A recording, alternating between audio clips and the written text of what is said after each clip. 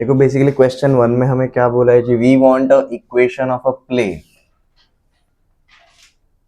हमें ये जो पाई प्लेन है इसका इक्वेशन चाहिए such that this plane passes through these two points, मतलब ये दोनों पॉइंट इस प्लेन के ऊपर रहेंगे। तो लेट जैसे हमने बोला जी, ये एक पॉइंट रहेगा ए और ये रहेगा दूसरा point b, and it is perpendicular to another plane. एक दूसरा एक प्लेन दिया हुआ है, उसको परपेंडिकुलर है। उसको परपेंडिकुलर रहेगा मतलब क्या मैं ऐसा बोल सकता हूँ, वो जो गिवन प्लेन है ये कुछ इस तरीके से रहेगा, this is 2x plus 6y plus 6z is equal to 1 and this is 2,2,1 and this is 9,3,6। ऐसा बोल सकता हूँ।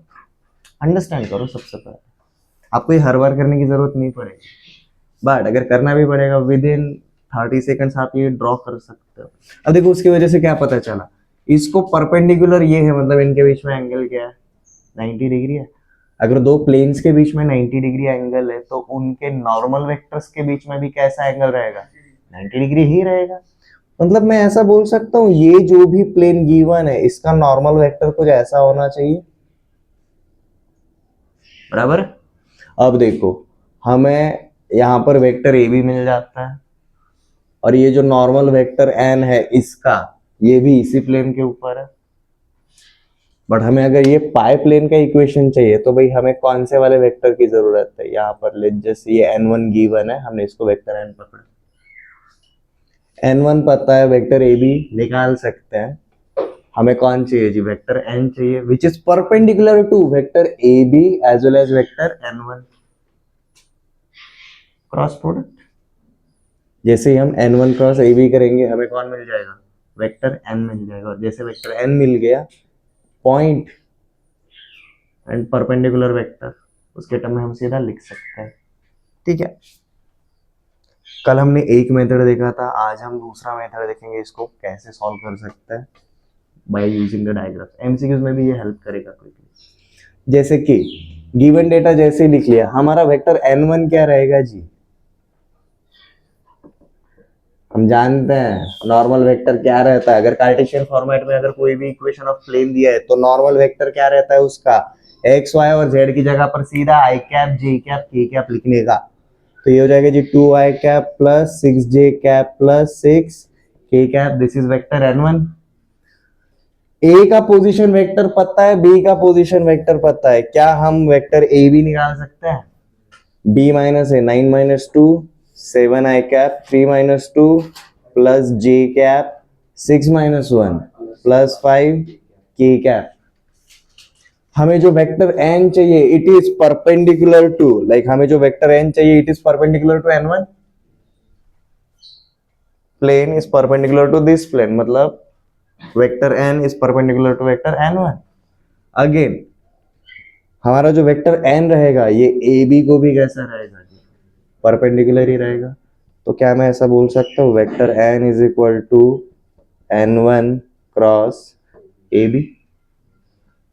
हम सीधा वेक्टर n बोल सकते हैं जी आई कैप जे कैप के कैप, n1 क्या है जी हमारा 2 6 6, ए बी क्या मिला जी हमें 7 1 5। देखो क्या मिलता है,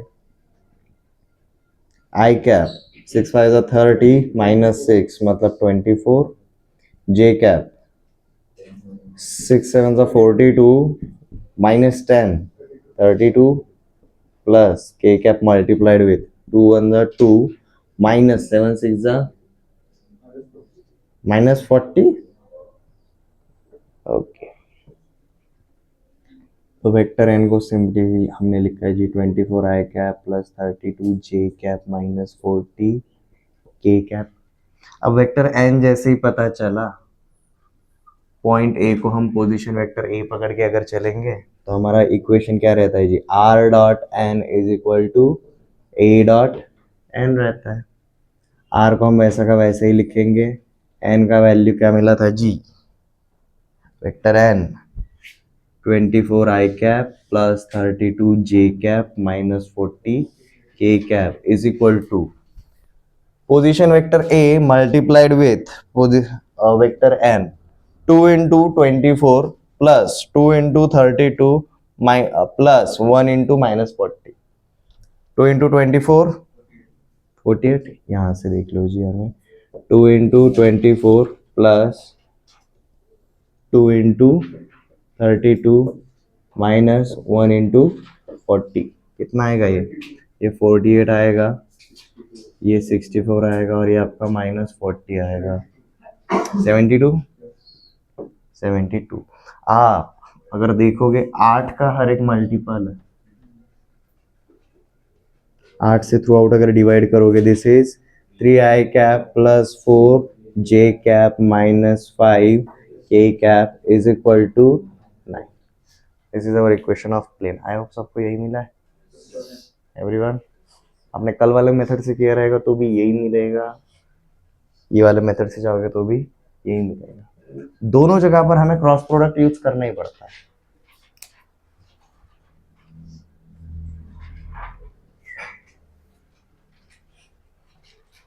ऑलवेज मेक डायग्राम, जब भी कोई भी ज्योमेट्रिकल कंसेप्ट होता है always use diagram. Triangle and its properties रहे या फिर हमारा हाइट एंड डिस्टेंस रहे, स्ट्रेट लाइन वाले क्वेश्चंस रहे, गिवन डेटा एट ए टाइम देख सकते हो डायग्राम्स के। हो गया जी, नोट डाउन।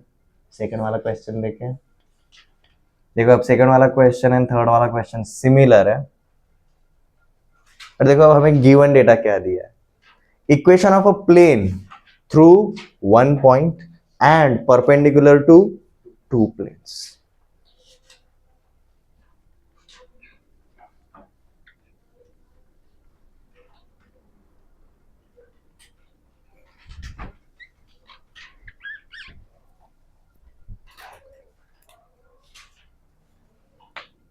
अंडरस्टैंड कर लो मतलब अब कैसा है।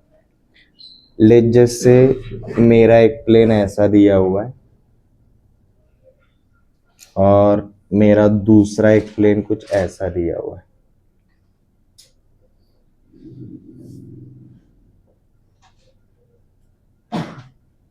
समझ में आ रहा है? ऐसे क्रिस क्रॉस में रखे हुए प्लेन, ये वो दो प्लेन है। लेट जैसे this is π1 and this is π2।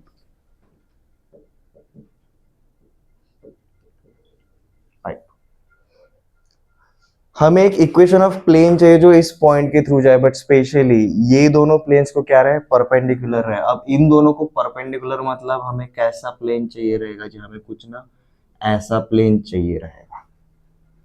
समझ में आ रहा है? देखो ना ये प्लेन जिस तरीके से ये इधर इसके साथ 90 डिग्री बनाता है, ये इधर भी इसके साथ 90 डिग्री बनाता है। समझ में आ रहा है? और अगर π1 एंड π2 अगर हमारे पाई के साथ अगर परपेंडिकुलर है, इसका मतलब लेट जस्ट से इसका वेक्टर इज वेक्टर n1, ये दूसरे वाले प्लेन का vector is let just say vector n2, और ये जो हमारा रिक्वायर्ड प्लेन है लेट जस्ट से हमने उसका वेक्टर पकड़ा जी n। If π1 is perpendicular to π, then n1 is perpendicular to n. If π2 is also perpendicular to π, मतलब n2 is perpendicular to n. Basically n it's perpendicular to vector n1 as well as vector n2, और π1 π2 given है मतलब n1 n2 पता रहेंगे। और vector n कैसा है, perpendicular to n1 and n2, again cross product, हम वेक्टर n निकालेंगे और वेक्टर n जैसी मिल गया इस पॉइंट से जाने वाला और इसको परपेंडिकुलर रहने वाला हम निकालना जानते हैं। क्या रहता है जी, vector r dot vector n is equal to vector a dot vector n। ये हमारा क्या रहेगा जी, पोजीशन वेक्टर ए। समझ में आया? प्रोसेस समझ में आ गया? ये हम दोनों क्वेश्चंस पे करेंगे, पहली बार स्लो ट्राई करेंगे, आपको आइडिया आ जाएगा, बहुत इजीली सॉल्व होगा। मैं डायग्राम को मिटा नहीं रहा, दोनों क्वेश्चंस में हम इसको रेफर करके हुए चलेंगे। बट सेटअप समझ में आ गया? हमें पूछा क्या गया दोनों क्वेश्चंस में, we are given with two planes every time π1 and π2, इसलिए we know n1 and n2। हमें जो भी चाहिए प्लेन वो कैसा है जी, it is perpendicular to given two planes, मतलब हमने डायग्राम के अंदर एक अंडरस्टैंडिंग कर लिया कैसा रहेगा। अब जो भी प्लेन का इक्वेशन बनाना रहता है हमें उसके लिए वेक्टर n की जरूरत होती है।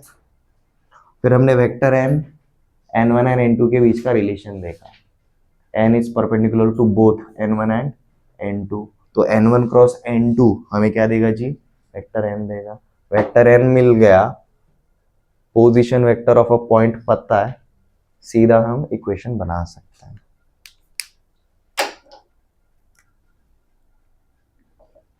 देखो जी, क्वेश्चन 2 का सॉल्यूशन हम कैसे स्टार्ट करेंगे।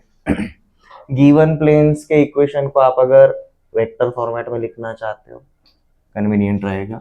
हमारा पाई वन क्या गिवन है जी, 3x plus 2y minus 3z is equal to 1। मैंने इसी को क्या लिखा जी, vector r dot 3i cap plus 2j cap minus 3k cap is equal to 1। This is my vector n1 pi one का। दूसरा वाला प्लेन क्या दिया है जी, 5x minus 4y plus z is equal to 5। इसी को मैंने वेक्टर फॉर्मेट में कन्वर्ट किया जी, vector R dot 5i cap minus 4j cap plus k cap is equal to 5। यहां पर ये हमें कौन मिला जी, वेक्टर n2 मिल गया।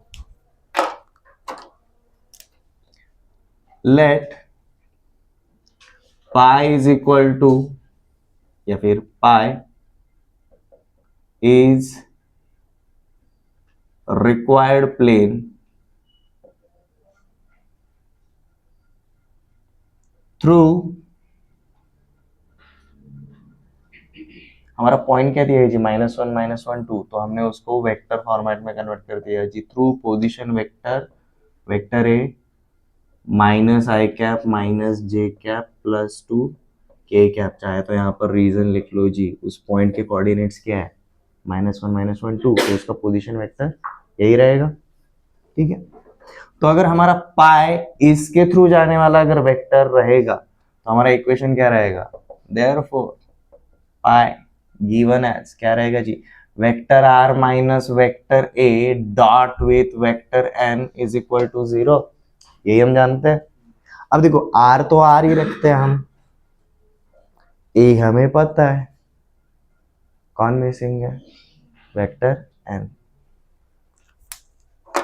अब हम यहां पर रीजन क्या लिखेंगे जी, since pi is perpendicular to both pi 1 and pi 2, vector n is perpendicular to both vector n1 and vector n2। तो हम क्या कर सकते हैं जी, वेक्टर n को निकालने के लिए हम literally n1 cross n2 perform कर सकते हैं। ये क्लियर है? ये क्या रहता है जी, आई कैप जे कैप के कैप। n1 हमने क्या निकाला है जी, n1 3 2 -3, n2 5 -4 1। चलो अब क्विकली कैलकुलेट करते हैं, वेक्टर n क्या रहेगा, आई cap in bracket 2 1 2 -3 -4 +12, 2 -12 -10 plus j cap -3 into 5 -15 -3 -18 plus k cap 3 into -4 -12, 5 2s are 10, -12 -10 -22। तो देखो जी, हमें वेक्टर n क्या मिला, -10 i cap -18 j cap -22 k cap. अब n पता है, वेक्टर a पता है, तो क्या मैं यहां पर वैल्यू डाल सकता हूं? ठीक है, तो देखो जी, वैल्यूज डालेंगे तो हमें क्या मिल जाता है,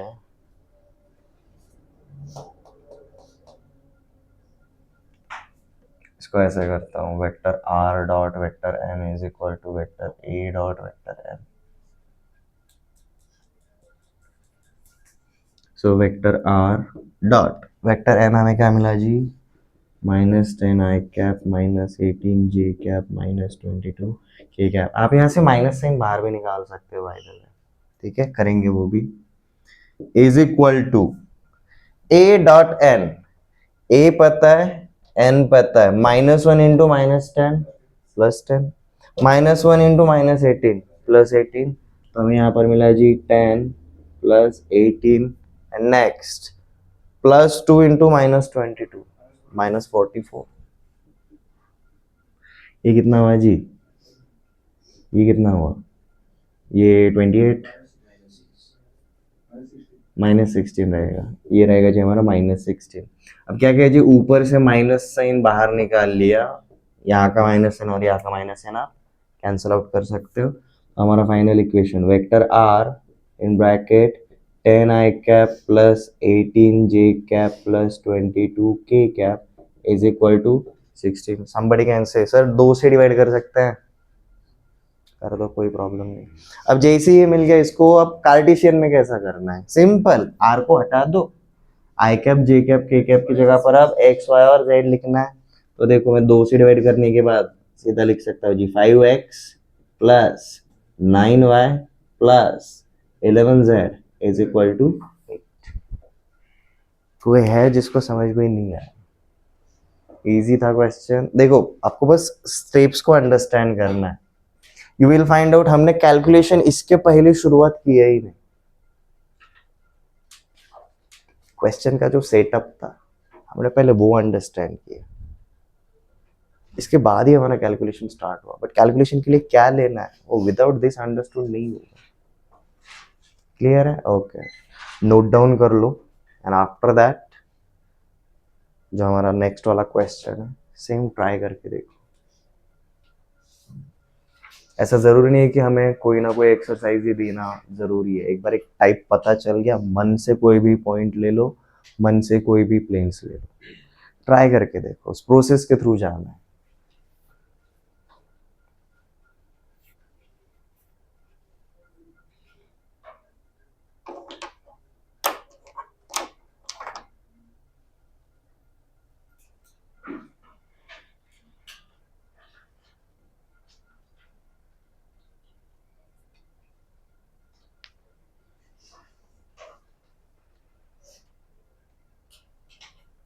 और देखो इस क्वेश्चन में हमें 2 प्लेन्स मिला है। कल हमने एंगल बिटवीन 2 प्लेन्स सीखा।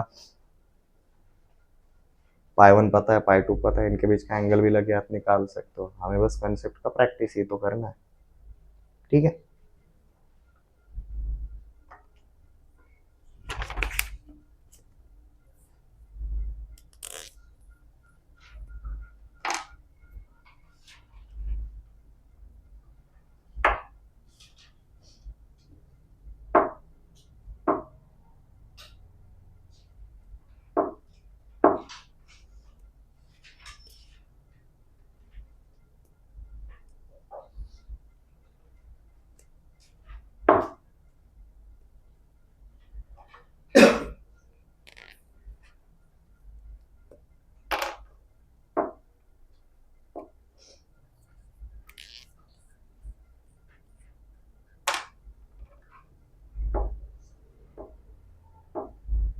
नेक्स्ट वाला क्वेश्चन बहुत इजी जाएगा बिकॉज आपका वेक्टर ए एग्जिस्ट ही नहीं करता,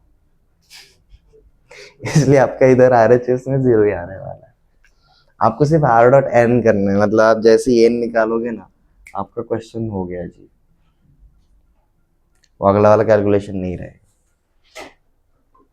सिंस ये क्यों हो रहा है? क्योंकि हमारा प्लेन जो है वो ओरिजिन के थ्रू जा रहा है। ओरिजिन के थ्रू जब भी जाएगा हमारे प्लेन के इक्वेशन में कांस्टेंट टर्म आएगा ही नहीं।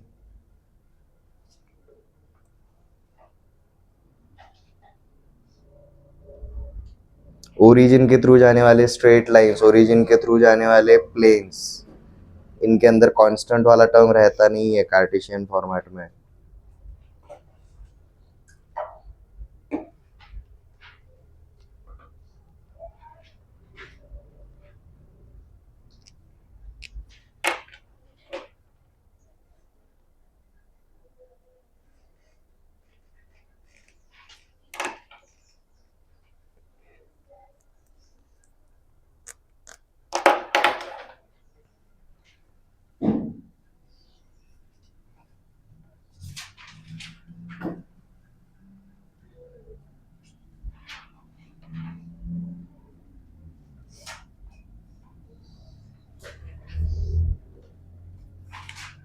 हमारा पाई वन दिया है जी x plus 2y minus z is equal to 1। इसका मतलब r dot i cap plus 2j cap minus k cap is equal to 1। ये रहेगा जी हमारा वेक्टर n1। दूसरा वाला प्लेन दिया है जी 3x minus 4y plus z is equal to 5। मतलब r dot 3i cap minus 4j cap plus k cap is equal to 5। यहाँ पर हमें जो वेक्टर मिला it is our vector n2। Let pi is a required plane through origin. हमारा vector है is equal to actually क्या हो जाएगा जी 0 हो जाएगा। पाई को हमने इस तरीके से शो कर दिया। Pi is perpendicular to both pi 1 and pi 2, therefore n is perpendicular to both n1 and n2। Values बस चेंज करना है। क्या रहेगा जी ये 1 2 -1 एंड 3 -4 1। आपके अंदर के वैल्यूज चेंज हो जाएंगे। अब आई कैप 2 1 ज़ा 2 4 into plus 4 6 -2 j cap -1 into 3 -3 -1 -4 and k cap 1 into -4 -4 -6 -10। Okay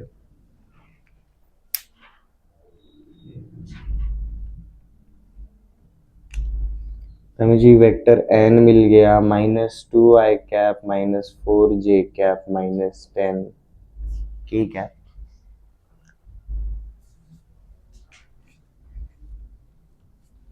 तो हम सीधा लिख सकते हैं जी vector r dot minus sign से थ्रू आउट मल्टीप्लाई कर सकते हैं सिंस हमारा राइट हैंड साइड पे क्या रहने वाला है 0 रहने वाला, कोई फर्क पड़ने ही नहीं वाला। तो हमारा ये बनता है जी, और कुछ हो सकता है क्या? 2 से डिवाइड भी हो सकता है, 1 स्टेप एट ए टाइम। तो 2i cap plus 4 j cap plus 10 k cap 2 से डिवाइड अगर कर दोगे i cap plus 2 j cap plus 5 k cap. होता है समटाइम्स, आप ये नेगेटिव में आंसर निकालोगे आपको ऑप्शंस में ये दिया रहता है। ये क्लियर है? ओके कल हमने दो प्लेन्स के बीच में क्या क्या हो सकता है वो देखा था। उसमें से सबसे पहला पार्ट, दो प्लेन्स के बीच में एंगल बनता है। मिनिमम एंगल कितना बनेगा 0, मैक्सिमम एंगल कितना बनेगा 90 डिग्री बनेगा। 0 डिग्री मतलब पैरेलल प्लेन्स, 90 डिग्री मतलब परपेंडिकुलर प्लेन्स हो गए। और प्लेन्स के बीच का जो एंगल है वही उनके नॉर्मल के बीच का एंगल है। और नॉर्मल मतलब नॉर्मल वेक्टर है, और हम एंगल बिटवीन टू वेक्टर्स निकालना जानते हैं। ओके कल हमने शायद कुछ क्वेश्चंस भी किए थे एंगल बिटवीन टू प्लेन्स वाले।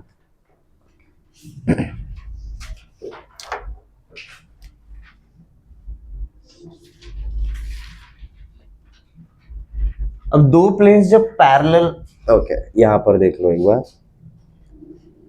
एक अगर मेरा गिवन प्लेन है, इसको परपेंडिकुलर कितने प्लेन हो सकते हैं? ऐसे इन्फिनाइट हो सकता है, बट अगर आप एक्चुअली देखोगे since it exist in 3D, इसको परपेंडिकुलर प्लेन एक ऐसा भी तो हो सकता है, और इसको परपेंडिकुलर प्लेन एक सामने से ऐसा भी तो हो सकता है। Are you getting my point? But इसको पैरेलल टाइप का जो प्लेन रहेगा वो तो यूनिक ही रहेगा, क्योंकि भाई पैरेलल प्लेन्स जब रहेंगे उनका जो वेक्टर n रहेगा वो क्या रहेगा, सेम रहेगा। ये समझ में आ रहा है? तो अब हम क्या देखेंगे जी, equation of a plane parallel to given plane. दो प्लेन्स के बीच में एंगल ऑलरेडी 0 डिग्री है बोल के रखा है।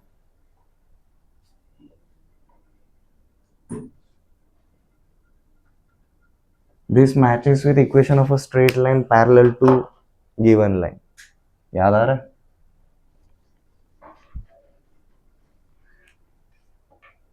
हमने देखा था जी ax plus b y plus c is equal to 0। इसको अगर कोई भी लाइन अगर पैरेलल रहेगा उसका इक्वेशन हम क्या लिखते थे जी, ax plus b y plus lambda is equal to 0।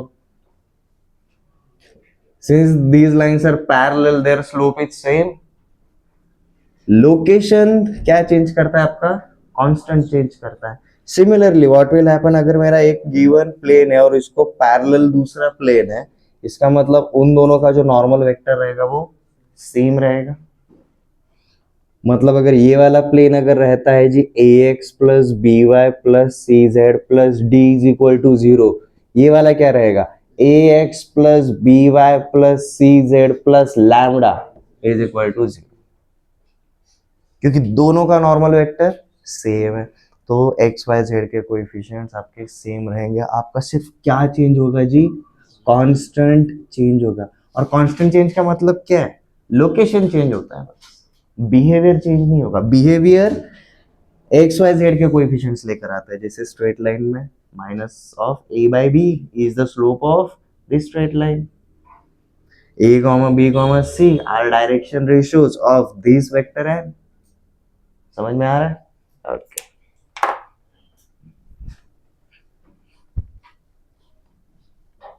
So equation of a plane parallel to given plane।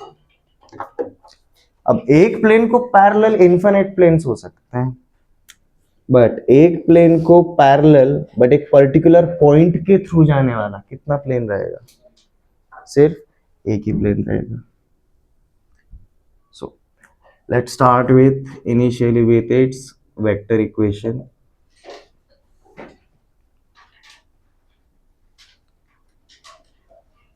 Equation of a plane parallel to vector r dot vector n is equal to vector a dot vector n। ये हमारे given plane का normal equation है, बराबर है। यहाँ पर n is the normal vector, और ये वेक्टर a क्या रहता था, ये वो पॉइंट रहता था जिसके थ्रू हमारा प्लेन जा रहा है। याद आ रहा है एवरीवन? रितेश रिवाइज किया? ये वाला इक्वेशन था ना हमारा, ये उसी का तो सिंप्लीफाइड फॉर्मेट है, बराबर। ये इक्वेशन का मतलब क्या था, this is vector and perpendicular to given plane, और हमारा वेक्टर आर ए, ये वेक्टर जो हम निकालते थे a p, it was vector r minus vector a, and these two are perpendicular, और परपेंडिकुलर का डॉट डॉट क्या होता है, जीरो रहता है। तो बेसिकली ये वेक्टर ए के थ्रू जाने वाला और वेक्टर एन को परपेंडिकुलर रहने वाला। याद कैसे रखना है, जब भी ऐसा इक्वेशन दिया रहेगा या फिर ऐसा इक्वेशन दिया रहेगा, वेक्टर एन को परपेंडिकुलर रहने वाला और वेक्टर ए के थ्रू जाने वाला, ए के थ्रू जाने वाला एन को परपेंडिकुलर रहने वाला, जी हमारा प्लेन है। So equation of a plane parallel to this plane and through point with position vector। अब और कोई पॉइंट देना जरूरी है, अदरवाइज हमें इनफिनिट प्लेन्स मिलेंगे। एक प्लेन को पैरेलल इनफिनिट प्लेन्स होते, बट हमें एक पॉइंट तो देना पड़ेगा, और वेक्टर फॉर्मेट में किसी भी पॉइंट का क्या बनता है, पोजीशन वेक्टर। तो कोई भी एक सिलेबल पकड़ के चलो, जैसे हमने पकड़ा जी वेक्टर P, कोई तो और पॉइंट दिया हुआ है with position vector P is given by, अब देखो वही इक्वेशन अब क्या बन जाता है, vector r dot vector n is equal to vector p dot vector n। क्या चेंज हुआ, बस स्केलर चेंज हुआ। याद आ रहा है वेक्टर इक्वेशन में क्या होता है, इधर वेरिएबल रहता है और इधर स्केलर रहता है, हमारा सिर्फ स्केलर चेंज हुआ। a डॉट n की जगह पर अब p डॉट n, और ये डॉट प्रोडक्ट है, डॉट प्रोडक्ट का ही दूसरा नाम क्या है, स्केलर प्रोडक्ट। सिर्फ हमारा स्केलर चेंज होगा। ये समझ में आ गया? इसको एक्सप्लेन करने की ज्यादा जरूरत नहीं पड़ेगी मुझे, बहुत simple.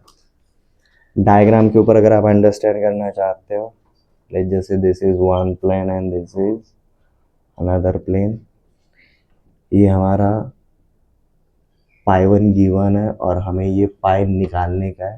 Since these two are parallel, इनका जो नॉर्मल वेक्टर रहेगा वो एक ही रहेगा। ये जो इक्वेशन है नीचे वाला, this passes through point position vector a and this plane passes through point with position vector p, ये गिवन प्लेन का इक्वेशन, ठीक है। यहाँ पर पॉइंट आर मतलब ऐसा कुछ तो रहेगा, रैंडम पॉइंट वेक्टर आर, यहाँ पर भी रैंडम पॉइंट वेक्टर आर। हमारे सिर्फ ए को किससे रिप्लेस करना है जी, दूसरे वाले पॉइंट के पोजीशन वेक्टर से रिप्लेस करना है। ये समझ में आ गया? ठीक है, इसका एक एग्जांपल देखते हैं जी, बहुत इजी है। Find equation of plane through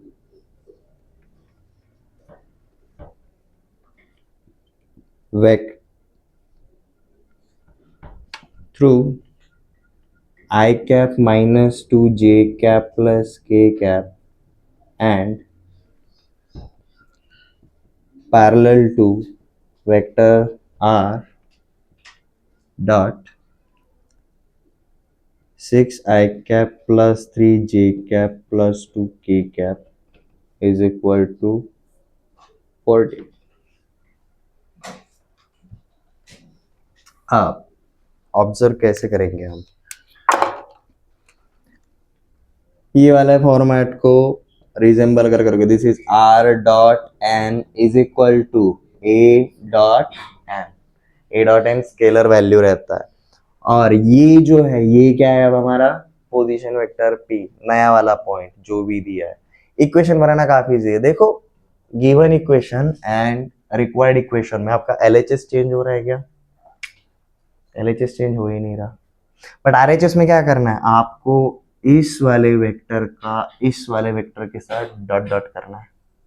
ये क्लियर है? देखो क्या हो जाता है आपका रिक्वायर्ड इक्वेशन, क्या है जी हमारा, पाई पाई बन जाता है जी वेक्टर आर डॉट, ये वेक्टर वैसा का वैसा ही रहेगा, सामने वाला सिर्फ कांस्टेंट चेंज होगा। कैसे मिलेगा जी, this dot this, dot product में क्या होता है जी, सेम कैप वाले साथ में जाते हैं, 6 इंटू 1 3 इंटू -2 2 इंटू +1, तो देखो हमें इक्वेशन में क्या मिला जी 2। हमारा मतलब गिवन इक्वेशन में सिर्फ ये चेंज हो गया, सिर्फ कांस्टेंट चेंज हो गया। कोई है जिसको समझ में नहीं आया? समझ में आ गया? वेक्टर में अगर दिक्कत होती है कार्टेशियन फॉर्मेट बताता हूँ, उसमें तो और इजी। ठीक है,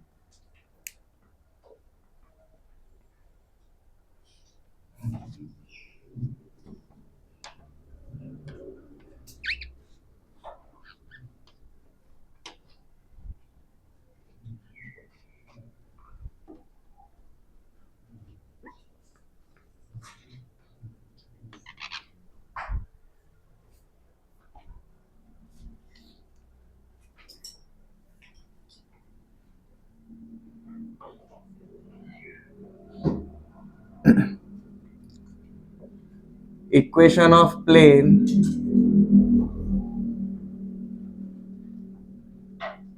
parallel to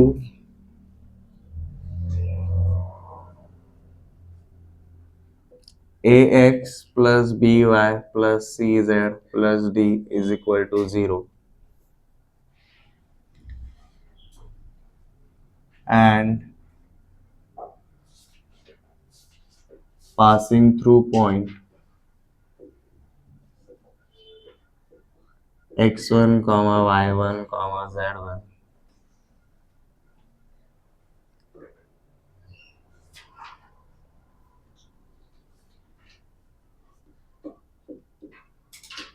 is given by, अब मजेदार ये वाला कंसेप्ट हमने देखा है, a in bracket x minus x1 plus b in bracket y minus y1 plus c in bracket z minus z1 is equal to 0, ऐसा। या फिर दूसरा वाला सबसे सही वाला तरीका बताता हूँ, ax plus b y plus c z, हमारा सिर्फ कांस्टेंट चेंज होना चाहिए ना, हमारा सिर्फ कांस्टेंट चेंज होना चाहिए, बराबर है? तो is equal to ax1 plus by1 plus c z. नीचे वाला याद रखना बहुत इजी, आइदर दिस और दिस। ये नीचे वाला मैं प्रेफर क्यों करता हूँ, देखो ये वेक्टर इक्वेशन के साथ मेल खाता है, हमारे सारे वेरिएबल्स एक साइड, हमारे सारे स्केलर्स दूसरे साइड पर, ठीक है। अगेन हमें ये वाला पार्ट LHS में है, ये वाला पार्ट LHS में वैसा का वैसा ही है।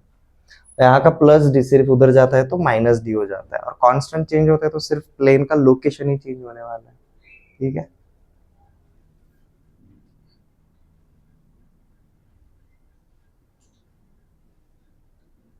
अब हम क्या करते हैं, इसी को लेते हैं, इसी क्वेश्चन को। अब ये 1 - 2 1 हो जाएगा पॉइंट, ठीक है। और ये क्या हो जाएगा जी हमारा 6x + 3y + 2z। So equation of plane through 1, -2, 1 and parallel to 6x + 3y + 2z is equal to 14 is simple. आपको A पता चल गया, B पता चल गया, C पता चल गया। हमने क्या देखा था, हमें इक्वेशन के लिए क्या करना है, पहले 3 पार्ट वैसे के वैसे ही LHS में रखना है। तो क्या रहेगा जी हमारे इक्वेशन में, 6x + 3y + 2z is equal to ax1 + by1 + cz1।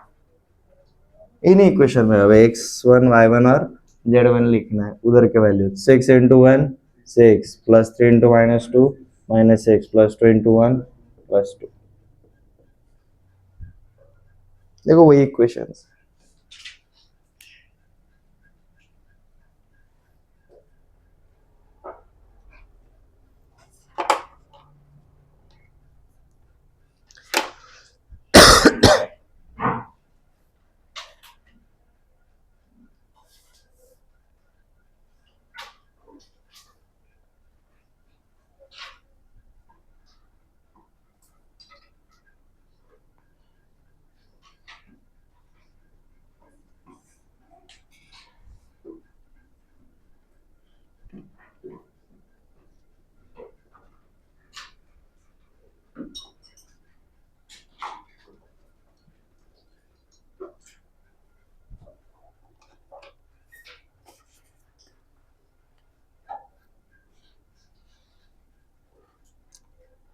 दो प्लेन्स जब पैरेलल रहेंगे तो इंटरसेक्ट नहीं करेंगे फॉर श्योर, बट अगर ये नॉन पैरेलल अगर रहेंगे तो फॉर श्योर इंटरसेक्ट करेंगे। और जब भी दो प्लेन इंटरसेक्ट करते हैं हमने देखा है क्या होता है जी,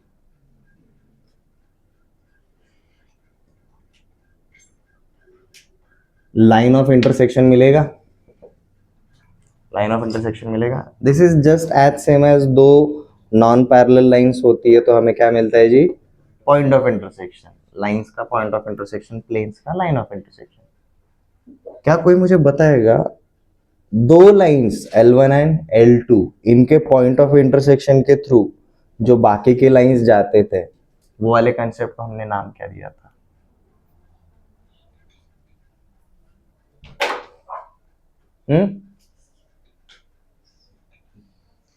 L1 एंड L2 ये दो स्ट्रेट लाइंस है, इनके पॉइंट ऑफ इंटरसेक्शन के थ्रू इनफिनिट लाइंस जा सकती है ना, राइट।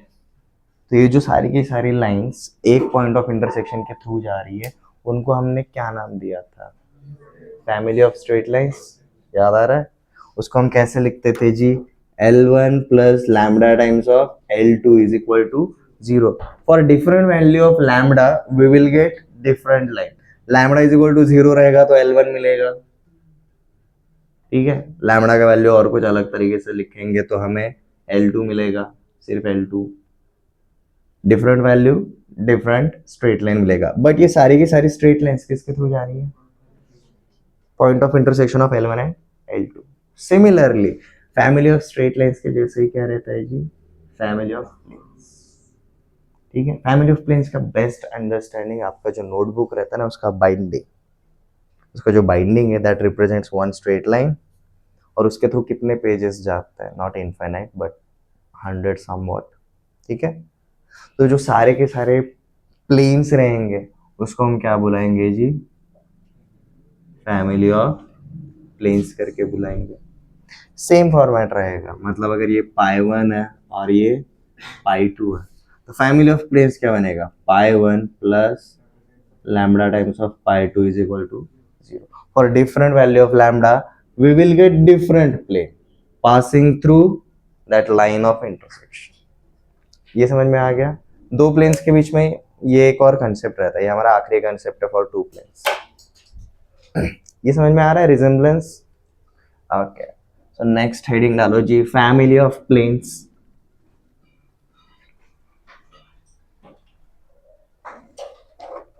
इसी को बहुत सारे टेक्स्ट बुक में अलग अलग नाम से दिया जाता है जी, like equation of planes, plane through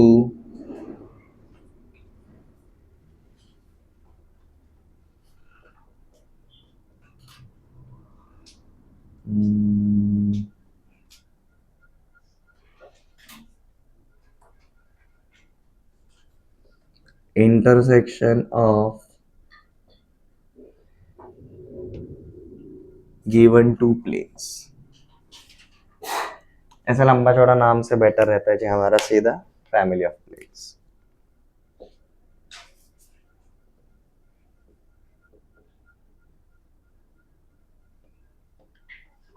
family of planes से याद रखोगे तो आप इसको रिजेंबल कर पाओगे फैमिली ऑफ स्ट्रेट लाइंस के साथ। ये क्लियर है?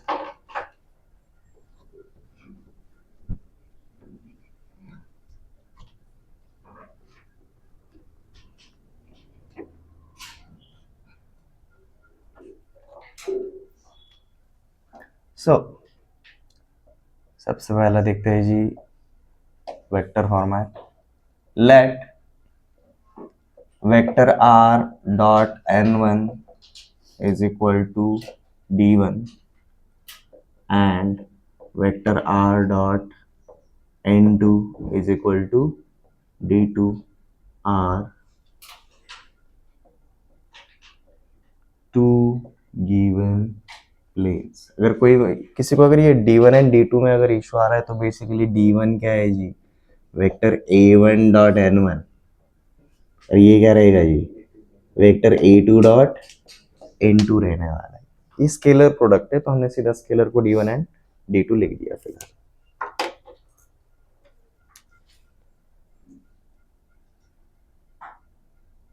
Then equation of planes passing through their intersection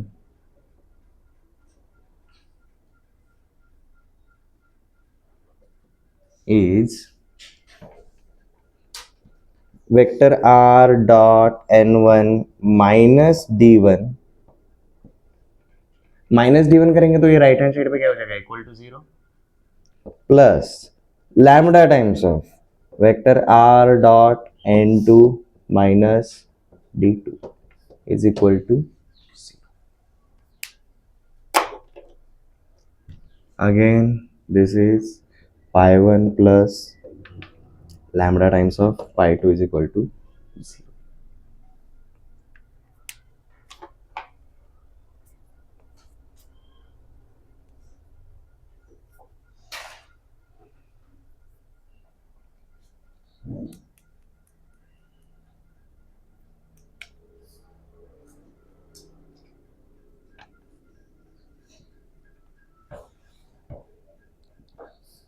Find equation of plane through intersection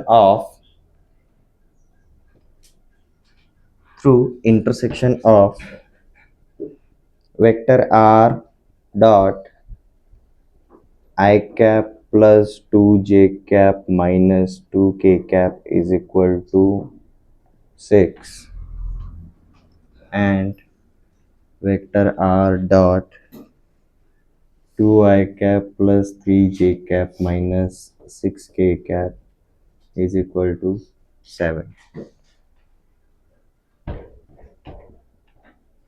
but ये दोनों प्लेन्स के इंटरसेक्शन के थ्रू कितने जाते हैं प्लेन्स, इन्फिनिट जाता है, हमने जस्ट देखा फैमिली ऑफ प्लेन्स में इन्फिनिट प्लेन्स जाने वाले हैं, तो हमें पर्टिकुलर किसका वैल्यू चाहिए रहेगा, लैम्बडा। ठीक है, तो ये इन्फिनिट प्लेन्स में से भी एक पर्टिकुलर पॉइंट से तो एक ही प्लेन जाएगा, एंड थ्रू पॉइंट, या फिर पॉइंट की जगह पर हम बोलेंगे जी position vector, 3i cap minus 2j cap plus 4k cap. तो सबसे पहले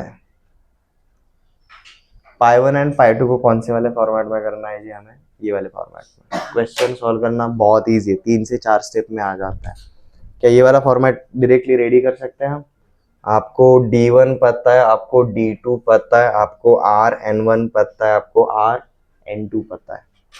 चलो, तो vector R dot vector N1 minus D1 plus lambda times of vector R dot N2 minus D2 is equal to 0. So let's start. Vector R dot I cap plus 2j cap minus 2k cap minus 6 plus lambda times of vector R dot 2i cap plus 3j cap minus 6k cap minus 7 is equal to 0.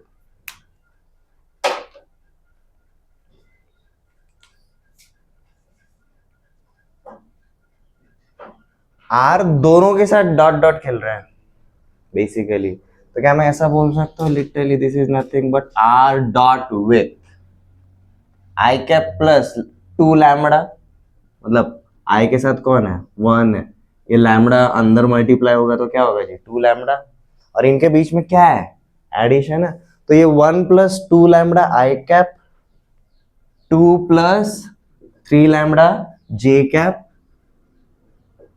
-2 -6 lambda k cap and -6 -7 lambda is equal to 0 हो जाएगा। तो R dot with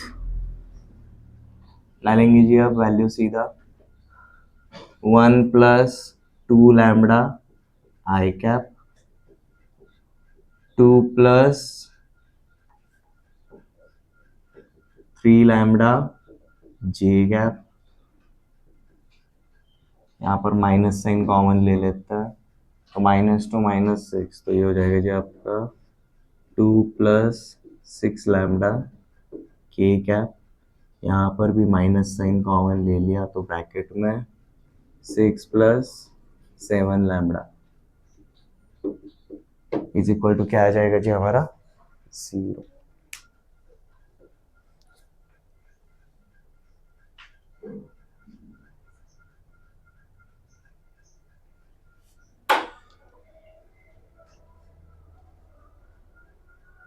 ठीक है, now vector are मतलब क्या रहता है, vector r is any random point on that plane. हमारा प्लेन किसके थ्रू जा रहा है, 3 - 2 + 4 के थ्रू जा रहा है, तो मतलब ये क्या कर सकता है, ये वेक्टर आर की जो इनफाइनाइट वैल्यूज पॉसिबल है उसमें से एक वैल्यू ले सकता है। Since plane pass through this point, vector r को इसके कोऑर्डिनेट सेटिस्फाई करेंगे। तो देखो वैल्यू डालेंगे तो क्या मिलता है यहाँ पर, ये 3i cap -2j cap + 4k cap, और इनके बीच में क्या हो रहा है जी, बेसिकली डॉट प्रोडक्ट हो रहा है, और डॉट प्रोडक्ट जब होता है हम जानते हैं क्या होता है, सेम कैप वाले साथ में जाते हैं।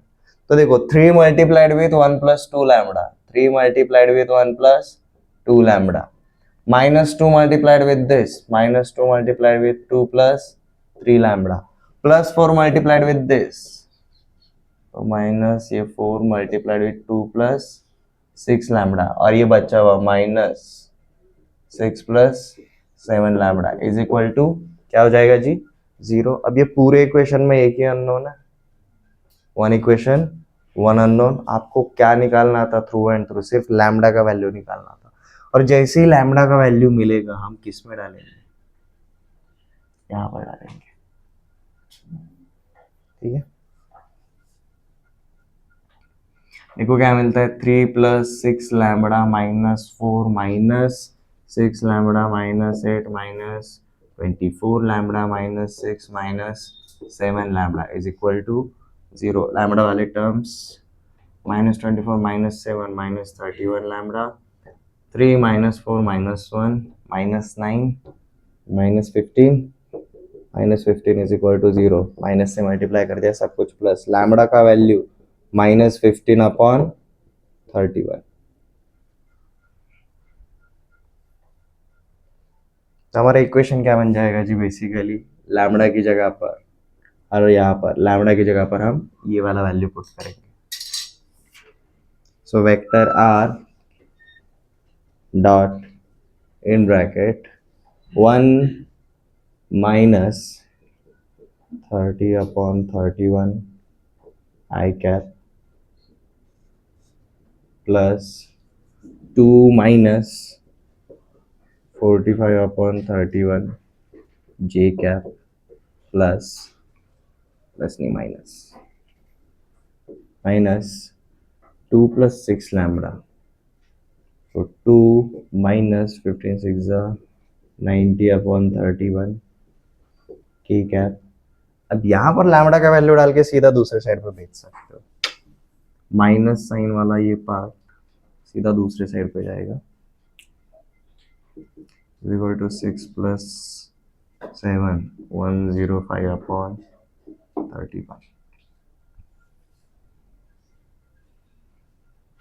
सॉल्व करेंगे तो 31 माइनस ये, तो vector r becomes 31 1/31 i cap, यहाँ पर 62 - 45 कितना होता है, 17 17/31 जे कैप, यहाँ पर 2 मतलब ये 62 -28 माइनस माइनस प्लस, तो प्लस 28/31 के कैप, यहाँ पर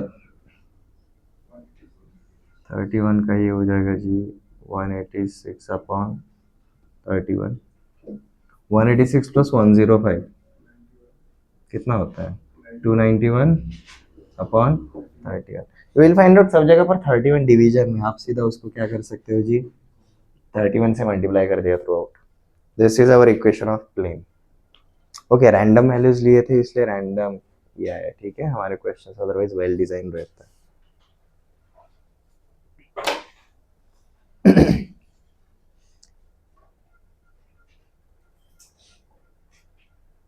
कार्टेशियन फॉर्मेट देखें, मैं सबसे पहले वेक्टर और बाद में कार्टेशियन इसलिए लेता हूँ, कार्टेशियन मिलने के बाद वेक्टर के ऊपर कोई ध्यान नहीं देता है,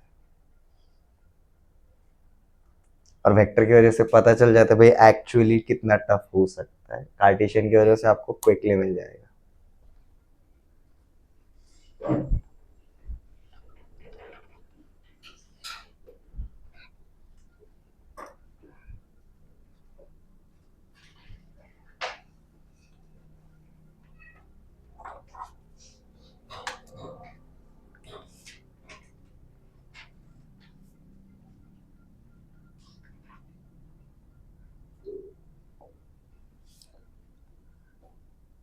Equation of plane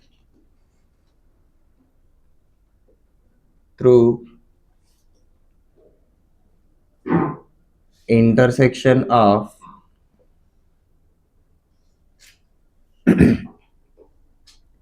a1x plus b1y plus c1z plus d1 is equal to 0 and a2x plus b2y plus c2z plus d2 is equal to 0 is given by a1x plus b1y plus c1z plus d1 plus lambda times of a2x plus b2y plus c2z plus d2 is equal to 0, where lambda is scalar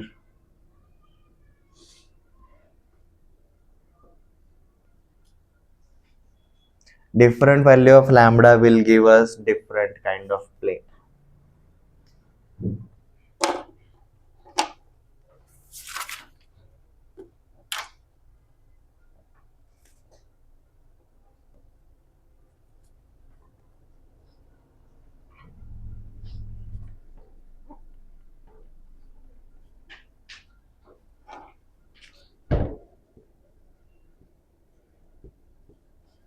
Equation of plane through intersection of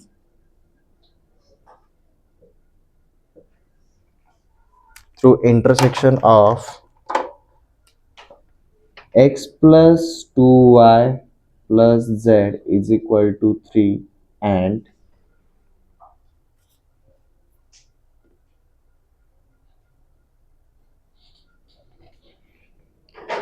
two x minus y minus z is equal to 5.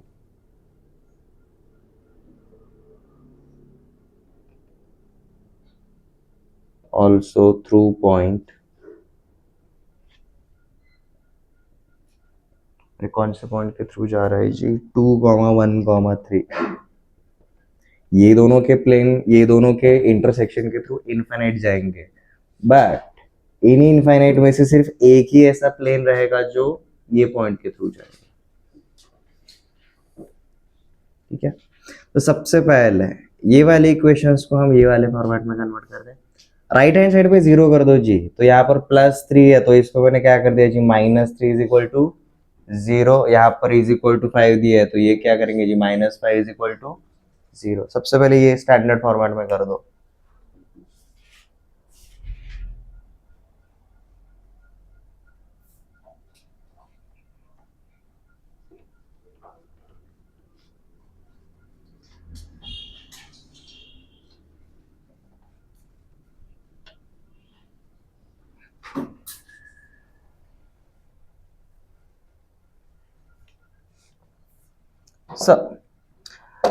ये वाले format में लिख लेते हैं जी. हमारा required equation क्या रहेगा जी, x plus 2y plus z minus 3 plus lambda times of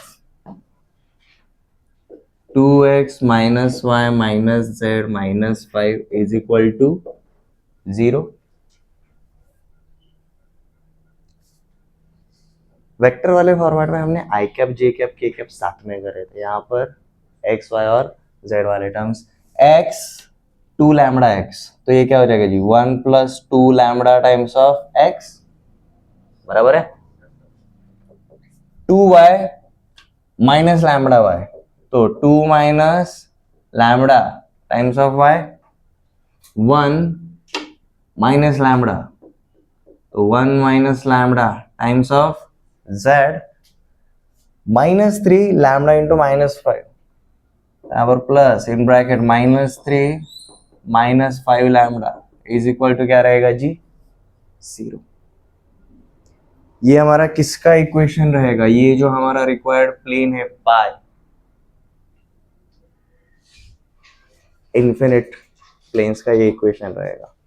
क्योंकि हमने अब तक लैम्बडा का वैल्यू निकाला है क्या, नहीं. लैम्बडा का स्पेसिफिक वैल्यू ये इन्फिनिट में से कोई तो एक देगा. अब साथ में हमें क्या बोला है जी, this plane passes through which point, 2,1,3, तो मतलब एक्स वाई जेड को ये 2, 1, 3 सेटिस्फाई करेगा. तो x की जगह पर हमने क्या रखा है जी, 2, यहाँ पर रखा 1 और यहाँ पर रखा 3. Now we have how many unknowns, कितने अननोन बाकी रहेंगे, अब एक ही रहेगा, लैम्बडा. कैलकुलेट हो जाएगा, चलो करते हैं. 1 plus 2 lambda into 2, तो दिस बिकम्स 2 plus 4 लैम्बडा, यहाँ पर 2 माइनस लैम्बडा, यहाँ पर +3 माइनस 3 लैम्बडा, और यहाँ पर -3 -5 लैम्बडा. ठीक है, लैम्बडा वाले टर्म्स देखते हैं. सबसे पहला है -5 लैम्बडा, -3 लैम्बडा, -8 -9 -9 plus 4 -5 लैम्बडा. ठीक है, लैम्बडा वाले कट गए.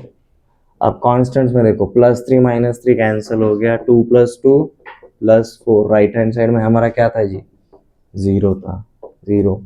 तो देखो लैम्बडा का वैल्यू क्या हो जाता है, 4/5 क्या कर रहा है, क्यों कर रहा है? लैम्बडा का वैल्यू क्या मिला जी, 4/5। अब यही 4/5 डाल दो इधर, इधर डाल दो या फिर ऊपर डाल दो, आपका चॉइस है, ठीक है।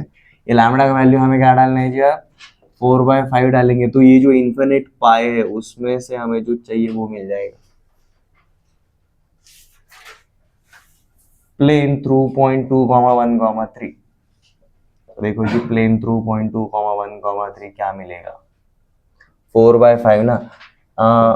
ये स्केलर है तो मैं थ्रू आउट 5 से मल्टीप्लाई कर दूं, मतलब 5 से इधर मल्टीप्लाई कर दूंगा और 4 से उधर मल्टीप्लाई कर दूंगा, राइट हैंड साइड पे तो 0 ही है, ठीक है। तो देखो क्या हो जाता है, ये 5x plus 8x 13x, 10y minus 4y plus 6y, 5z minus 4z plus z, -15 -20 -35, ये वो प्लेन रहेगा, ठीक है।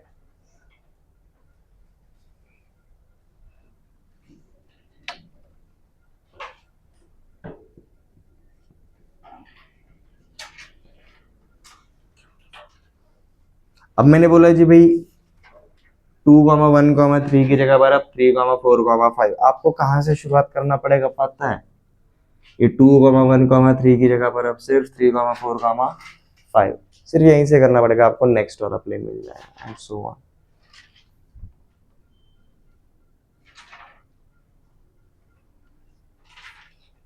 क्या मिलता है देखो, अब 3 + 6 lambda plus 8 minus 4 lambda plus 5 minus 5 lambda minus 3 minus 5 lambda is equal to 0, -5 -10 -4 -14 plus 8 -8 lambda, 3 + 8 11 11 plus 5 16 -3 13 plus 13 is equal to 0। तो देखो लैम्बडा का वैल्यू क्या मिला जी, अब हमें 13/8, 13/8 इधर डालेंगे तो मतलब अब यहाँ पर 13/8, 8 से मैं अब इधर मल्टीप्लाई करता हूँ तो 8x plus 26x 34x, 16y minus 13y plus 3y plus 8z minus 13z minus 5z minus 24 minus 65 minus 89।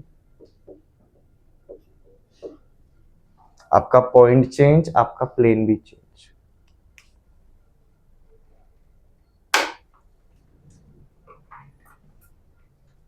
Cartesian में इजी जाएगा, बहुत सारे कंसेप्ट कार्टेशियन में इजी जाता है। ऊपर से कार्टेशियन बताने के पीछे एक और रीजन, कार्टेशियन में जो कुछ भी प्लेन के साथ होता है वही हम 2D में जो स्ट्रेट लाइंस देखे थे ना उसके साथ आप कंपेयर कर सकते हो। ये दूसरा फायदा है आपका कार्टेशियन के ऊपर जाने का। दो प्लेन्स के बीच में हमारा सिर्फ एक ही कंसेप्ट बाकी है, that is line of intersection. हमने अब तक वो नहीं निकाला है, ठीक है, हम बाद में देखेंगे। बट दो प्लेन्स के बीच में जितना भी पॉसिबल है वो हमने देखा। Angle between two planes parallel है या नॉन पैरेलल पता चल जाता है। नॉन पैरेलल में फैमिली ऑफ प्लेन्स बनता है। पैरेलल अगर रहेंगे तो हम एक की मदद से दूसरा वाला प्लेन निकाल सकते हैं। ये क्लियर है? ओके, एक छोटा सा कंसेप्ट देख लेते हैं।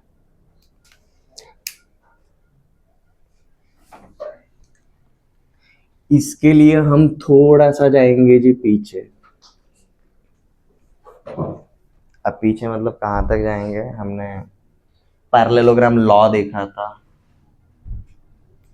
ठीक है।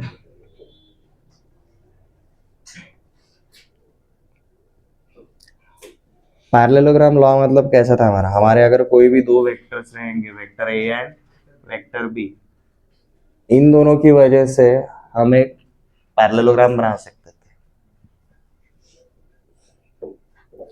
क्या ये पैरेललोग्राम एक प्लेन से रिजेंबल नहीं करता? करता है। तो क्या मैं ऐसा बोल सकता हूं वेक्टर ए और वेक्टर बी को पैरेलल रहने वाला ये प्लेन है, उनके थ्रू जा रहा है, मतलब पैरेलली तो हुआ। मतलब लेट जैसे दिस इज माय प्लेन और वेक्टर ए को मैंने अब क्या किया जी, नीचे बनाया, this is my vector a, and vector b को थोड़ा इधर बनाया, ऊपर के साइड पे बनाया वेक्टर बी। 3D के अंदर ये ऊपर शिफ्ट कर दिया और ये नीचे शिफ्ट कर दिया, but still they are parallel.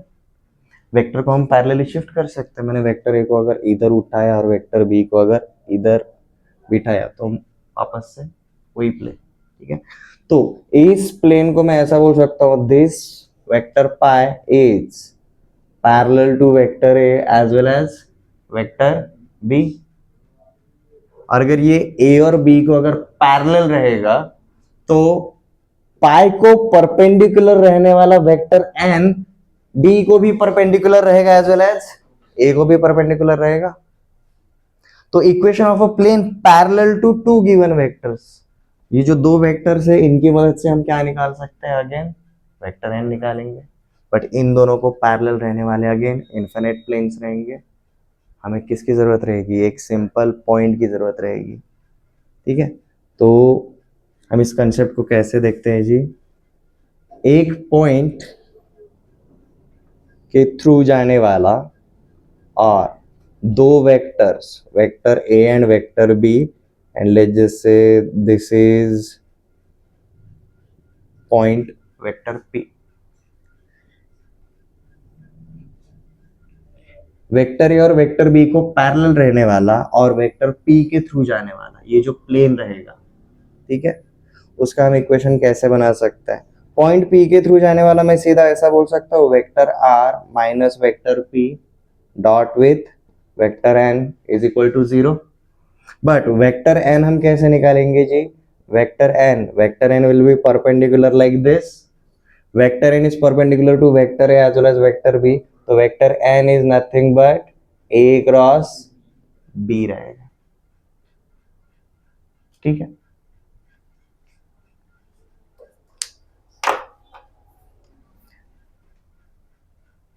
This is as same as जो हमने equation of a plane parallel to given plane, ये उसके जैसा ही है। पैरेलल टू गिवन प्लेन, दो वेक्टर्स क्या बनाते हैं, एक प्लेन ही तो बनाते हैं। पैरेलल टू गिवन प्लेन मतलब ही parallel to given two vectors, ये समझ में आ रहा है? ओके, तो हेडिंग डालो जी, equation of plane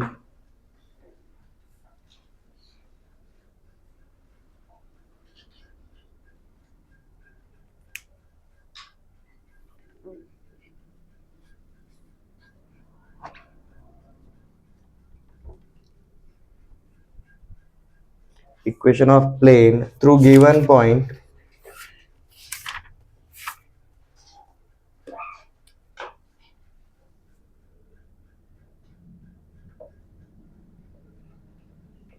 and parallel to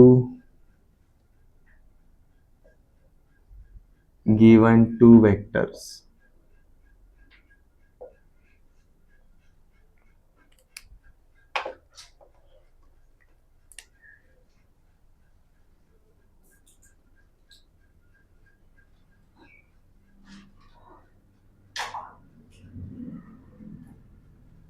Let's just say this is our plane pi. ये पाई प्लेन कैसा है जी, ये पॉइंट ए के थ्रू जा रहा है। इस पॉइंट का लोकेशन हमने क्या बोल दिया जी, पोजीशन वेक्टर ए, नाम चेंज कर रहा हूं, डोंट वरी। हमारा एक दूसरा वेक्टर वहां पर प्रेजेंट है, वेक्टर बी, और एक वेक्टर प्रेजेंट है जी, वेक्टर सी।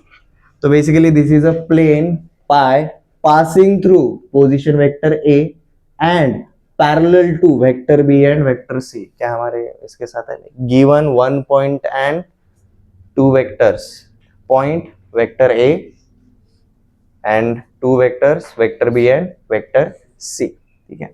अब ये given डेटा हम यहाँ पर एक्स्ट्रा क्या करने वाला है, जो भी स्टेप्स रहेगा इसी के ऊपर मेंशन कर दो जी, यहाँ पर एक नॉर्मल दिखा दो।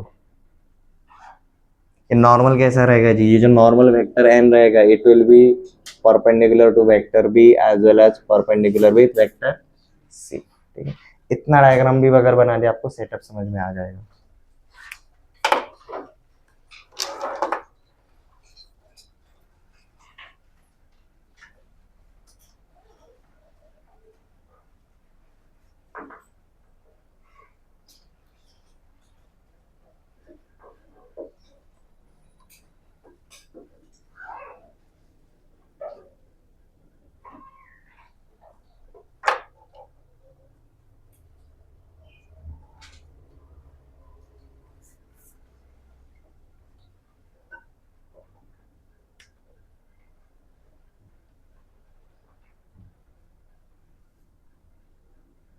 अब देखो यहाँ पर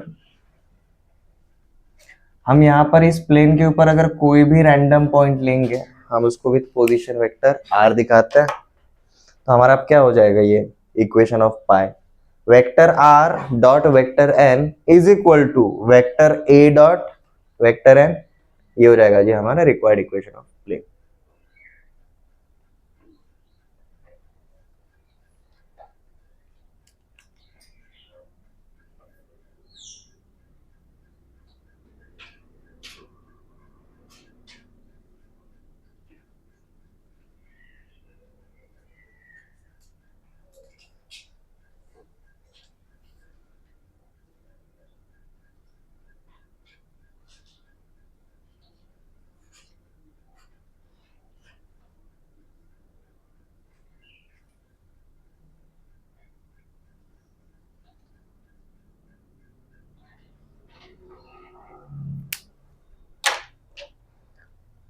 हमने अगर कोई भी एक रैंडम पॉइंट अगर ले लिया विथ पोजीशन वेक्टर r, तो मैं a को उस पॉइंट के साथ ले, जैसे this is point p, vector AP क्या हो जाएगा जी हमारा? ऑब्जर्व करना, बस लिखना मत, लिखवाऊंगा। वेक्टर AP क्या रहेगा मेरा? Vector this plus this and AB मतलब position vector of P minus position vector of A, ऐसा भी रहेगा। बट ये जो वेक्टर है ये किसको पैरेलल है? वेक्टर B को। वेक्टर B को कोई भी पैरेलल वेक्टर उसके टर्म में लिख सकते हैं, तो हमने इसको क्या लिखा जी? वेक्टर B को जो पैरेलल वेक्टर है उसको हमने बोला जी lambda times of vector B। Direction same, आपका सिर्फ क्या चेंज होगा जी? मैग्नीट्यूड चेंज होने वाला है। Now this vector C, this vector is parallel to vector C। तो अगर ये बड़ा वाला वेक्टर C है तो भाई हमने उसका एक छोटा सा part mu times of vector C पकड़ा। तो according to triangle law of addition या फिर parallelogram law, vector AP is equal to lambda times of vector B plus mu times of vector C। तो vector AP is equal to lambda times of vector B plus mu times of vector C रहेगा। But vector AP को हम क्या लिखते हैं जी? Position vector of P minus position vector of A, मतलब vector R minus vector A is equal to ये लिखते हैं हम।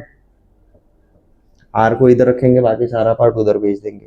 तो vector R is equal to vector A plus lambda times of vector B plus mu times of vector C। अब याद करो, straight line,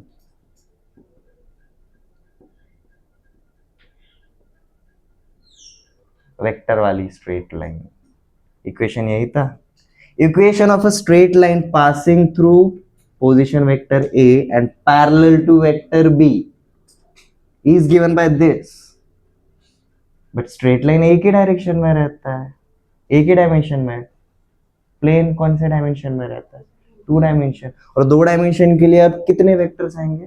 2 vectors आएंगे। ठीक है, ओके। डायग्राम के थ्रू हमने बस अंडरस्टैंडिंग कर लिया, अब इसको एक प्रॉपर फॉर्मेट में लिख लेते हैं।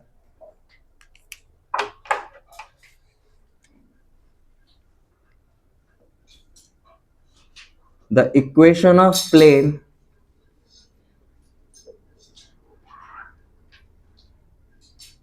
through point with position vector A and parallel to vectors vector b and vector c is given by vector r is equal to vector a plus lambda times of vector b plus mu times of vector c.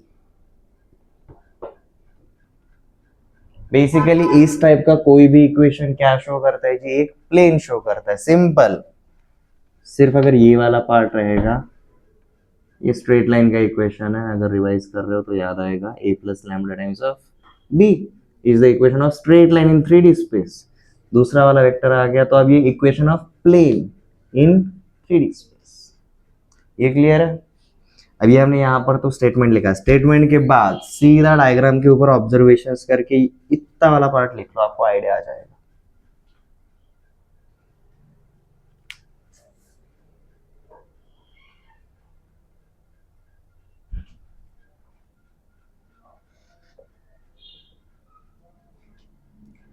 From diagram, vector AB is equal to lambda times of vector B plus mu times of vector C, and so on.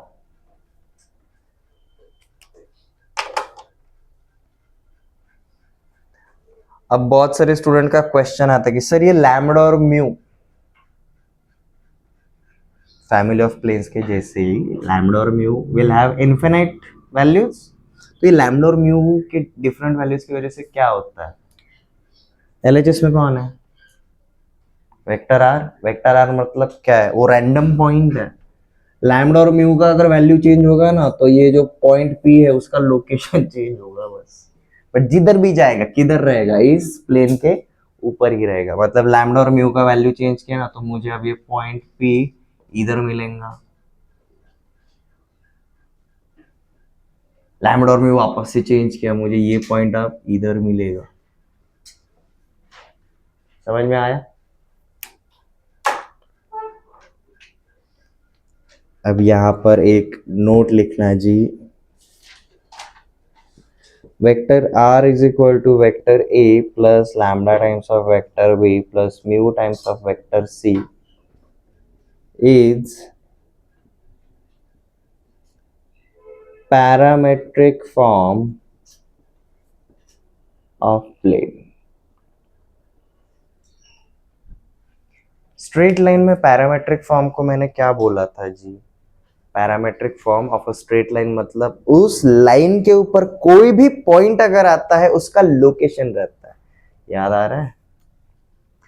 x is equal to x1 plus a lambda, y is equal to y1 plus b lambda, z is equal to z1 plus c lambda.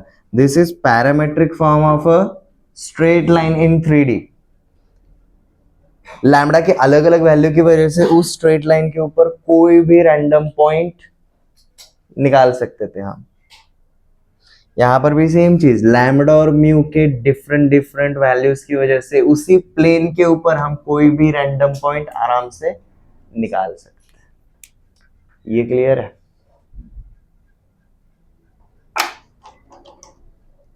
इसका question लेते हैं, आपको एक idea आ जाएगा.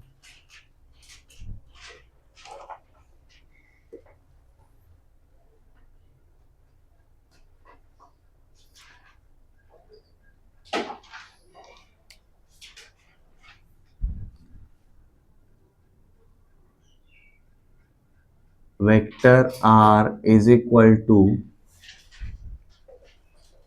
I minus j, vector I minus j plus lambda times of I plus j plus k plus mu times of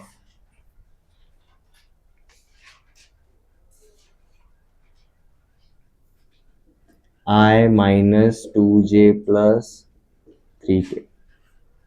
अब देखो ये जिस तरीके से दिया है, ये हमारा कौन सा वाला फॉर्म है जी? पैरामेट्रिक फॉर्म है. आपको पूछा क्या जाता है जी? कन्वर्ट इट इनटू, हमारे कौन से फॉर्म रहता है जी? एक रहता है वेक्टर फॉर्म और दूसरा रहता है जी Cartesian form.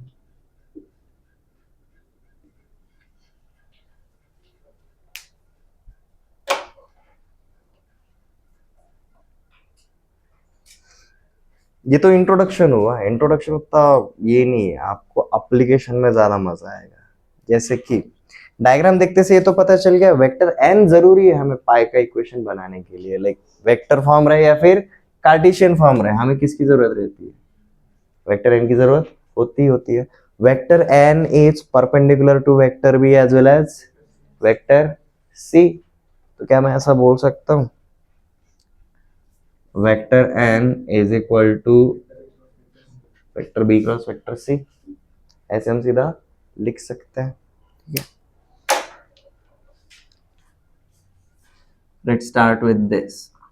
Vector R is equal to vector A plus lambda times of vector B plus mu times of vector C.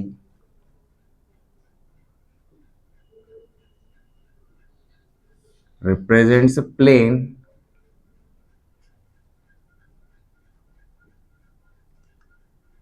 parallel to vector B and vector C, means vector n is perpendicular to both vector B and vector सी।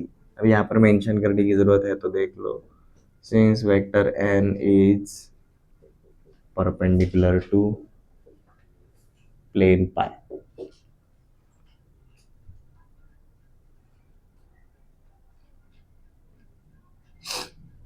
हम सीधा बोल सकते हैं जी vector N is equal to vector B cross vector सी।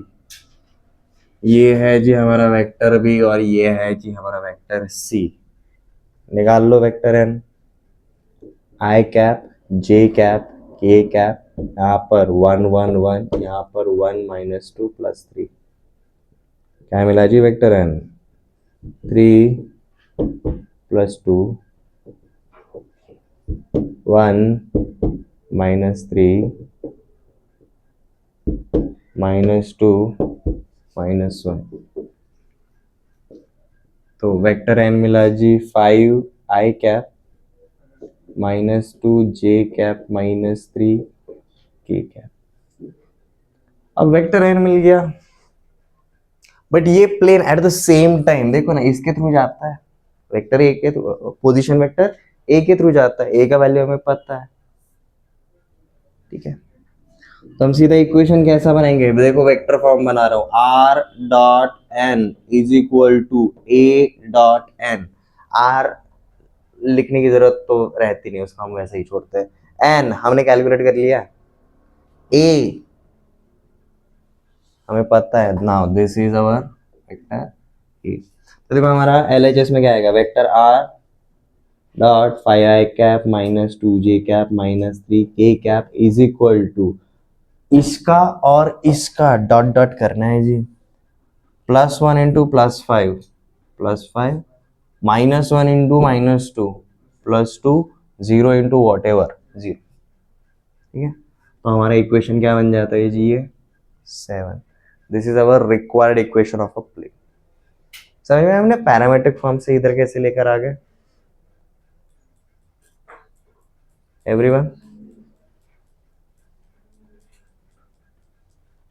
हमें lambda और mu का value निकालने के लिए नहीं बोलते, वापस से बता देता हूँ। ठीक है,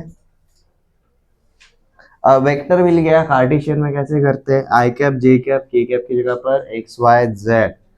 तो इसका Cartesian format 5x - 2y - 3z - 7 is equal to 0।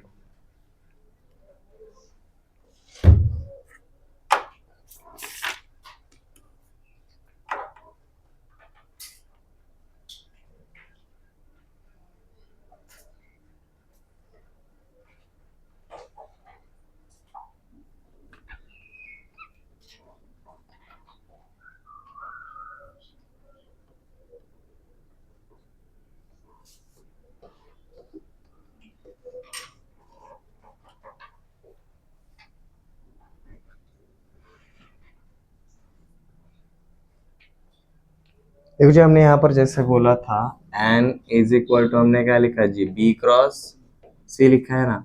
ये वैल्यू अगर आप इसमें डालते देखो क्या हो जाता है, r dot n is equal to a dot m। क्या हो जाएगा ये, r dot b cross c is equal to A dot b cross c. ठीक है, इसको आप कार्टेशियन फॉर्मेट में भी लेकर जा सकते हो। ठीक है, अब जैसे कि बी क्रॉस सी क्या हो जाएगा, लेट जस्ट से मैंने वेक्टर, ये लिखने की जरूरत नहीं, बस ध्यान दो। वेक्टर बी को अगर मैंने बोला b1 आई कैप प्लस b2 जे कैप प्लस b3 के कैप, वेक्टर सी को अगर मैंने बोला c1 आई कैप प्लस c2 जे कैप प्लस c3 के कैप, लेट जस्ट से हमारा वेक्टर ए क्या रहेगा जी, a1 आई कैप a2 जे कैप a3 के कैप, एंड वेक्टर आर क्या रहेगा, एक्स आई कैप वाई जे कैप जेड के कैप, बराबर है। ये वैल्यूज अगर इसमें डालोगे आपको देखो क्या मिलता है, basically X Y Z B one B two B three C one C two C three is equal to A one A two A three B one B two B three C one C two C three. अब इसको अगर solve करोगे X Y और Z के term में मिलेगा, like B one B two C three minus C two B three times of X times of Y times of Z, LHS में सिर्फ वेरिएबल्स, और ये तो डिटर्मिनेंट है। डिटर्मिनेंट हमेशा एक रियल नंबर मिलता है जो कि एक स्केलर रहता है। अगेन यहाँ पर आपको एक वेरिएबल मिलेगा और यहाँ पर क्या मिलेगा जी, स्केलर क्वांटिटी। समझ में आ गया, अगर कार्टेशियन में अगर कन्वर्ट करना रहेगा तो भी, बट इसके लिए पैरामेट्रिक फॉर्म ही मोर देन इनफ हो जाता है, हमें ज़्यादा झंझट नहीं करना पड़ता। ठीक है, ये फॉर्मूले से बेटर हम क्या करते हैं जी, सीधा वेक्टर एन ही कैलकुलेट कर लेते हैं by performing B cross C.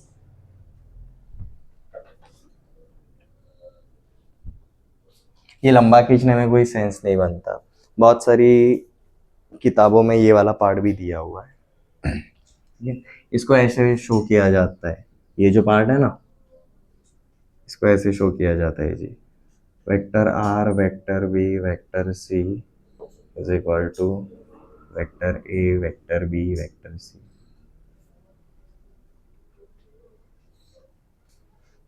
Three by three ही है ये, दिखाने के लिए आपको ये 3/1 दिखेगा, बट हर एक वेक्टर के कितने कंपोनेंट्स रहते हैं, आई कैप जे कैप के कैप। ठीक है, आई विल सजेस्ट आपको parametric form more than enough हो जाता है।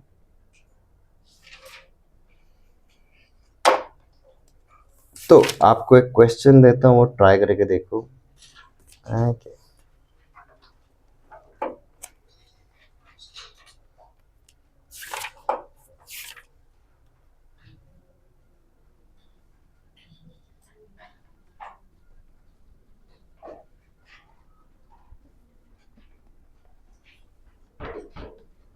Find vector and Cartesian form of given planes.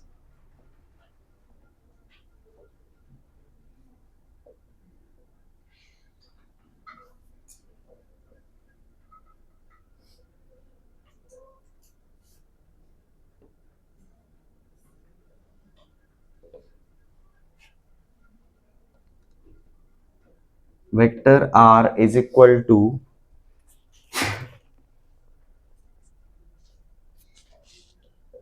two I cap minus k cap plus lambda times of I cap plus mu times of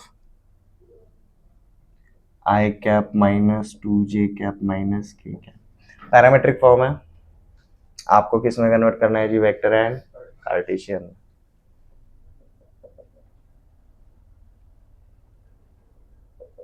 Vector R is given as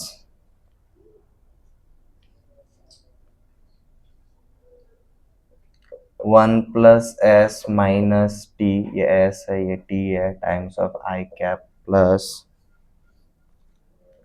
2 minus s times of j cap plus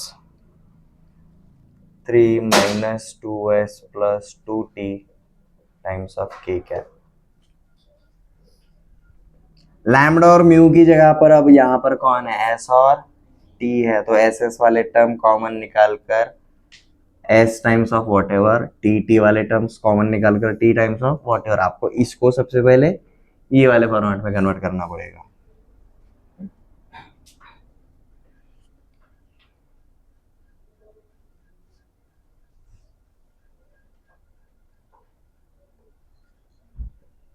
vector r is equal to lambda minus 2 mu times of i cap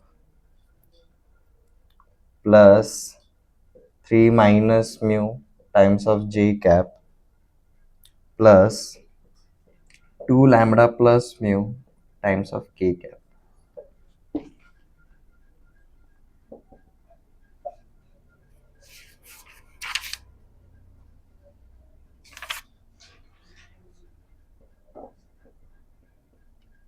two i plus 2j minus k cap plus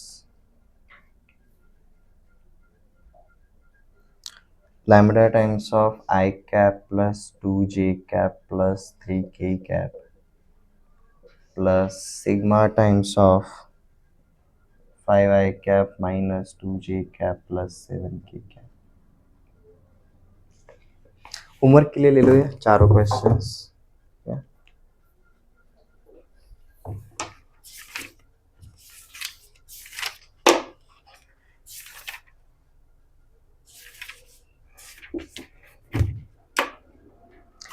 next lecture में क्या देखने वाला है बताता हूँ। अब single plane देख लिया, दो प्लेन्स के बीच में क्या होता है वो देख रहे थे, लगभग खत्म कर दिया। हमारा बस वो लाइन ऑफ इंटरसेक्शन बाकी है, वो हम देखने वाले हैं आगे।